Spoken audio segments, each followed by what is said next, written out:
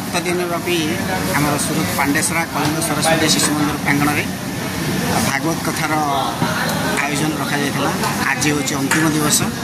तो अंतिम दिवस में महाप्रसाद भंडार आयोजन रखा तार पूर्व प्रस्तुति वर्तमान चलुची। तो आज कौन होने को समय आरंभ हो कौन सब व्यवस्था रही आसता जानिया आम सहित आम लक्ष्मी भाई कौन कौन सब आयोजन रखा जाए केत आरंभ है कौन कहे?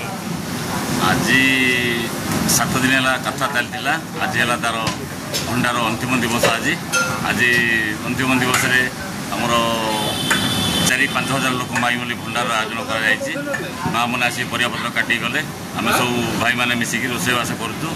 आमर 8टा बेलू भंडार आरंभ हम समस्ते बहुत आनंद सब कम कर बहुत बढ़िया। केते बेला आरंभ है प्रस्तुति सब? आमर 10टा परिया काटा आरंभ है। रोषे आमर घंटे आरंभ है। लगभग 8टा सुधा सब कम आम सर सब किए आपको सहयोग कर सहयोग में आमर नीला भाई अच्छा, चित्त भाई अच्छा, सीमांचल भाई, गांधी भाई, गुरसी भाई, बुलू भाई, सुधाकर भाई, तपन भाई सब अच्छा।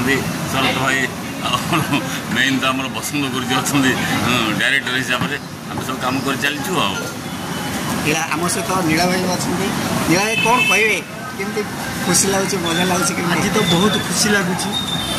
आमको गोटे सप्ताह एमती लगे जे आम आउरी किछि दिन बढ़िया चाहूँ किंतु तार भागवतर सेमती किछि नियम नहीं जे 7 दिन ऊर्ध्व करने बोलिक। आज कार्तिक पूर्णिमा समस्त भक्त को कार्तिक पूर्णिमार हार्दिक अभिनंदन। आमर भंडार समस्ते जोग दिंतु आ प्रसाद सारी समस्ते जय जगन्नाथ। जय जगन्नाथ। जय जगन्नाथ। जय जगन्नाथ। जय जगन्नाथ। जय जगन्नाथ। जय जगन्नाथ।